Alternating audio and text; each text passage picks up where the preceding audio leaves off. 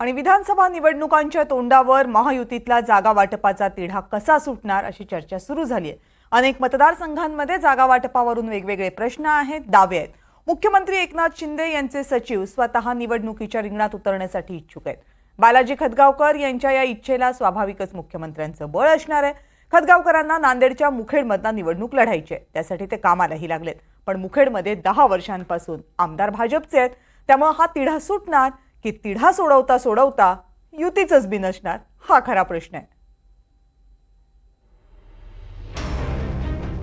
2019च्या विधानसभा निवडणुकीत एका अभिमन्यूनं राजकीय चक्रव्यूह भेदण्याचा यशस्वी प्रयत्न केला। तत्कालीन मुख्यमंत्री देवेंद्र फडणवीस यांचे सचिव अभिमन्यू पवार लातूरच्या औसा मतदारसंघातून विधानसभेत गेले। आता 2024च्या विधानसभा निवडणुकीत दुसरा अभिमन्यू मैदानात उतरतोय। मुख्यमंत्री एकनाथ शिंदे यांचे सचिव बालाजी खतगावकर मुखेड विधानसभेत नशीब आजमावण्याच्या तयारीत आहेत। त्यांनी या मतदारसंघात गेल्या अनेक दिवसांपासून संपर्क वाढवलाय। त्यांनी वाहनांच्या ताफ्यासह महापरिवर्तन रॅली काढत शक्ती प्रदर्शन केलं। मुख्यमंत्र्यांच्या आशीर्वादानं आमदार होणारच असा विश्वास खतगावकरांनी व्यक्त केला। मी बालाजी पाटील खतगावकर विधानसभेसाठी उमेदवार आहे। मुखेडमधील सर्वपक्षीय पक्षांचे नेते आणि जनतेचा वाढता प्रतिसाद आणि त्यांच्या संकल्पेतून आज परिवर्तन चलो मसनेर ही रॅली मुखेडवासियांनी आयोजित केली आणि मला बोलवलं।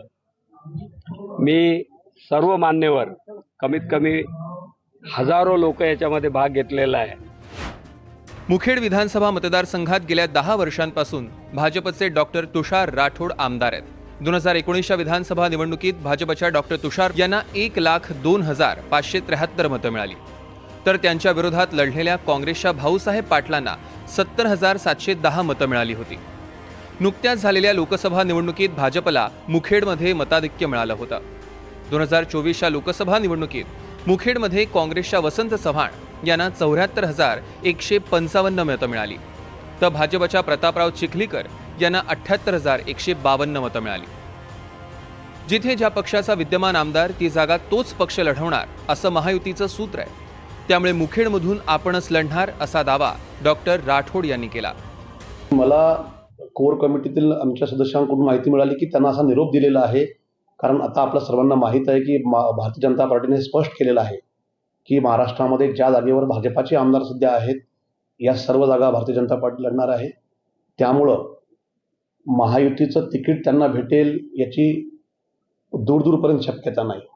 तरीसुद्धा ते या ठिकाणी दिसतात। अनेक उपोषण त्यांनी या ठिकाणी बसवण्याचा प्रयत्न केला, आंदोलन उभं करण्याचा प्रयत्न केला।